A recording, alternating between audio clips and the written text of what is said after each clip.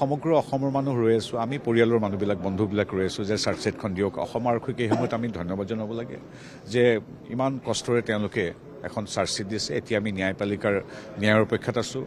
এগৰাকী গুণগ্ৰাহী শ্ৰোতা হিচাপে, জুবিনৰ শৈশৱ কৈশোৰৰ বন্ধু হিচাপে মই সেই দিনটোৰ অপেক্ষাত আছোঁ যিদিনাখন ন্যায়পালিকাই ৰায় দিব। গতিকে বাকী তেওঁলোকে বিতৰ্ক কৰিব বিচাৰিছে, ৰাজনীতি কৰিব বিচাৰিছে, এইবিলাক তেওঁলোকৰ কথা। তেওঁলোকৰ লগত যদি আমিও যদি এইবিলাক জুবিন গাৰ্গৰ দৰে মানুহ এজন যি ৰাজনীতিৰ পৰা শত যোজন আঁতৰত, তেওঁক যদি এইবিলাক বিতৰ্ক ৰাজনীতিলৈ আনি এনেধৰণৰ কথা পতা হয়, অখিল গগৈৰ মোৰ মাজত একো পাৰ্থক্য নাথাকিব।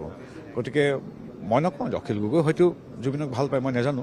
কিন্তু জুবিনক লৈ বিতৰ্ক, জুবিনক এটা ৰাজনৈতিক ইছ্যু বনাবৰ কাৰণে গৌৰৱ গগৈ অখিল গগৈতে যি কৰিছে, এইটো মই একেবাৰে মানে কি মোক সাংসদ মন্ত্ৰী এইবিলাক বাদ দিওঁ, এগৰাকী জুবিনৰ বন্ধু গুণগ্ৰাহী অসমীয়া মানুহ হিচাপে, অসমৰ লাখ লাখ কোটি কোটি জুবিনৰ গুণগ্ৰাহী হিচাপে এইটোৱে ভাবোঁ যে জুবিনক জুবিন হৈ থাকিবলৈ দিয়ক।